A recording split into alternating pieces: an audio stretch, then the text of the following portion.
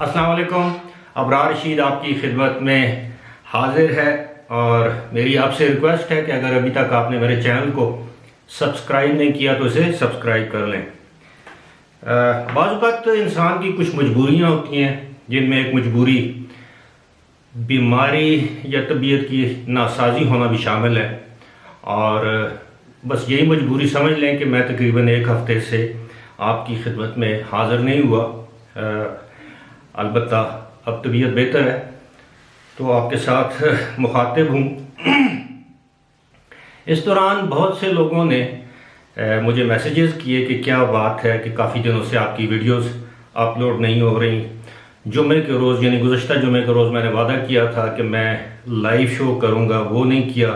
इस हवाले से बहुत से दोस्तों ने अपने दुआओं भरे मैसेजेस भी भेजे हैं, नेक ख्वाहिशात का भी इजहार किया है।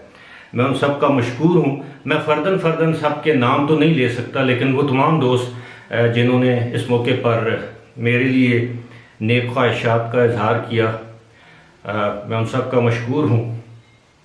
और साथ ही साथ मैं बता दूं कि आज मेरे दो मौज़ूआत हैं। एक तो जो वीज़े की हालिया पॉलिसी है यूएई की, उसके हवाले से कुछ इब्हाम थे जो आहिस्ता आहिस्ता दूर हो रहे हैं। दूसरी बात यह है कि कुछ लोगों के सवालात मुझे मिले हैं, मैं पहले उनका नाम लिए देता हूँ। एक तो ब्यूटीफुल मर्दान के नाम से जिन साहब का अकाउंट है, उन्होंने मैसेज किया। एक तनवीर अहमद या मोहम्मद तनवीर हैं, उनका एक मैसेज आया था, बल्कि 2-3 मैसेजेस उनके थे। एक कोई MA साहब हैं, उनके मैसेजेस थे। इसके अलावा बांग्लादेश से रोहन साहब हैं, उनका मैसेज था। और मरियम अहमद साहिबा हैं, उनका मैसेज था। उन्होंने जगह का नाम नहीं लिखा।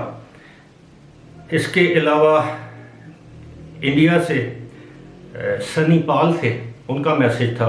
इंडिया से ही सारिया साहिबा हैं, उनका मैसेज था। ये तमाम मैसेजेस, इनका नाम मैंने इसलिए पढ़ा है, इन तमाम लोगों के जो मसाइल हैं या इनके जो सवालात हैं वो तकरीबन मिलते जुलते हैं। तो मैं इनके सवालों का जवाब देने की कोशिश करता हूँ। एक तो यह है कि मुझे ऐसे लगता है कि बहुत से लोगों ने मेरी पहली या साबका वीडियोस को मुकम्मल तौर पर नहीं देखा। मेरी उनसे दरख्वास्त है कि आप मेरी वीडियो को शुरू से आखिर तक अगर आप देख लेंगे तो आपको आपकी मतलूबा जो मालूमात हैं वो ज़रूर मिलेगी।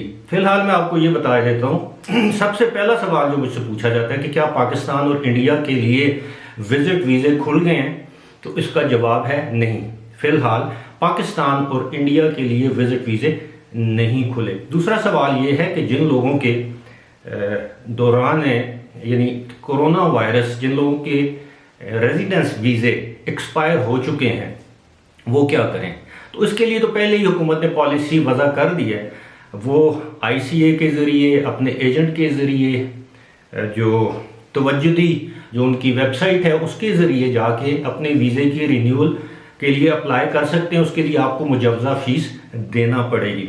दूसरा सवाल मुझसे ये किया जाता है कि कुछ ख़वातीन हैं जिनके जो शोहर हज़रात हैं उनके पास रेजिडेंट वीज़ा है, चाहे उनका तल्लुक़ किसी भी मुल्क से है, तो क्या वो रेजिडेंट वीज़ा के लिए अप्लाई कर सकती हैं।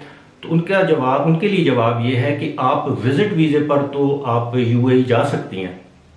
वहाँ जाकर आपके हस्बैंड आपके स्टेटस के चेंज के लिए अप्लाई कर सकते हैं, यानी फैमिली वीज़े के लिए जो आपको अपना डिपेंडेंट ज़ाहिर करते हुए वहाँ ये स्टेटस चेंज हो सकता है। जहाँ तक ये बात है कि आप कब रेजिडेंट वीज़ा लगवा कर वहाँ पर जा सकती हैं, तो फ़िलहाल UAE की पॉलिसी में रेजिडेंट वीज़े का इजरा दूसरे ममालिक से शामिल नहीं। फ़िलहाल उन्होंने अपने पहले जो रेजिडेंस वीज़ा होल्डर्स थे उनके अगर वीज़े एक्सपायर हुए हैं तो उस हवाले से उन्होंने अपनी पॉलिसियां बयान की हैं।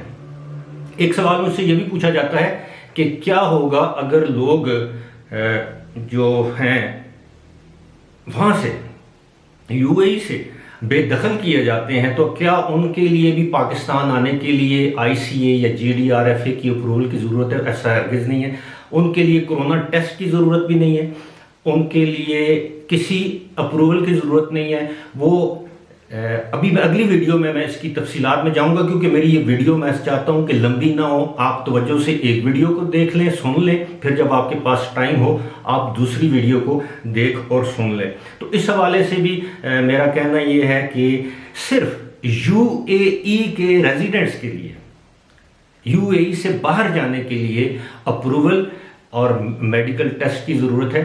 और अगर अब तो मेरा ख्याल है कि यूएई के रेजिडेंट्स के लिए भी ये अप्रूवल उन्होंने ख़त्म कर दी है, या इस हवाले से जो ताज़ा तरीन जो पॉलिसी है वो मेरे इल्म में नहीं है। लेकिन अगर आप पाकिस्तानी हैं, आप इंडियन हैं, और अगर आप यूएई या दुबई छोड़ के पाकिस्तान या इंडिया वापस आना चाहते हैं तो आपको कतन अप्रूवल की ज़रूरत नहीं है। एक साहब ने मुझे एक ईमेल की थी जिसमें शायद वो बांग्लादेश से थे, रोहन साहब, उन्होंने उसमें लिखा था जी कि ये जो पॉलिसीज़ है इस वक्त बांग्लादेश के रेजिडेंट्स के लिए कि अभी उनको वीज़ा जारी किया जा सकता है। वो जो आपने एक इमेज था मुझे भेजा था, वो उनकी पॉलिसी है आज से पहले की। फ़िलहाल किसी भी साउथ एशियन कंट्री के लिए यूएई अथॉरिटीज़ ने विजिट वीज़ा जारी नहीं किया। अभी तक तो वो वीज़े रिन्यू नहीं हुए जो पहले ही सस्पेंडेड थे, जिनको वीज़े जारी किए जा चुके थे। उसकी वजूहत मैं अपनी किसी और वीडियो में बयान कर दूंगा।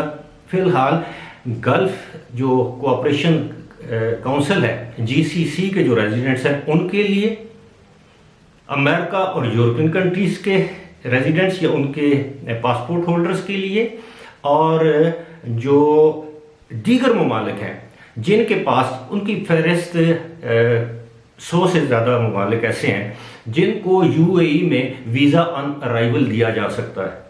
तो लिहाजा फ़िलहाल पाकिस्तान, इंडिया, बांग्लादेश, श्रीलंका, अफ़गानिस्तान इस कैटेगरी में फ़ाल नहीं होते।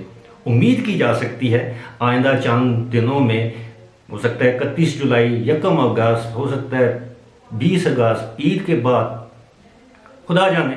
उनकी पॉलिसीज़ आप सबको मालूम है रोज़ाना की बुनियाद पर बदलती रहती हैं, और सुबह और ऐलान किया जाता है, शाम को और ऐलान किया जाता है, अगले दिन कैबिनेट एक और ऐलान करती है और पिछले तमाम ऐलानात को मुअत्तल या मनसूख कर देती है। तो फिलहाल इस वीडियो में इसी हद तक। इंशाल्लाह अगली वीडियो में मैं आपको बताऊंगा कि ये जो हालिया ऐलान किया गया था यूएई की गवर्नमेंट की तरफ से कि जी वीज़ों की जो रिन्यूअल और उसके लिए फ़ीस और उसके लिए कौन कौन से ग्रेस पीरियड्स हैं, उसके ऊपर मैं अगली वीडियो करूँगा। उस वक्त तक के लिए मुझे दीजिए इजाज़त।